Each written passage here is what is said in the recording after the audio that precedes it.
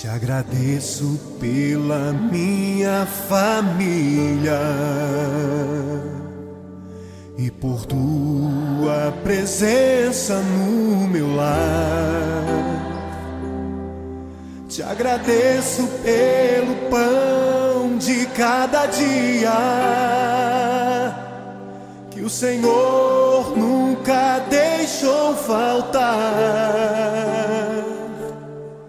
Te agradeço pela nossa harmonia. Só em Ti, Senhor, podemos confiar. Já te agradeço pelas Tuas maravilhas e os milagres que ainda há de operar. A minha família é bênção do Senhor. Me ensina a tratar minha família com amor. Edifica minha casa para o Teu louvor. A minha família é um presente do Senhor.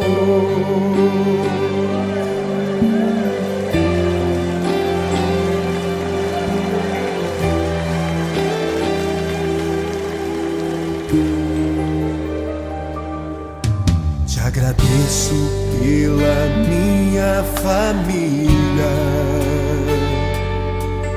e por Tua presença no meu lar. Te agradeço pelo pão de cada dia que o Senhor nunca deixou faltar. Te agradeço pela nossa harmonia. Só em Ti, Senhor, podemos confiar. Já te agradeço pelas Tuas maravilhas e os milagres que ainda há de operar. A minha família é bênção do Senhor. Me ensina a tratar minha família com amor. Edifica minha casa para o Teu louvor. A minha família é um presente do Senhor. A minha família é bênção do Senhor. Me ensina a tratar minha família com amor.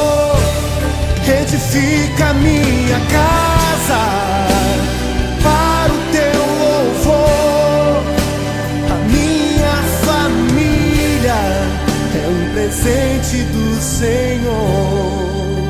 A minha família é bênção do Senhor. Eu convido você a dar um abraço nessa pessoa que você tanto ama. E se você não está perto dessa pessoa, liga para ela, diga: eu te amo, você é muito importante para mim. A minha família é um presente do Senhor.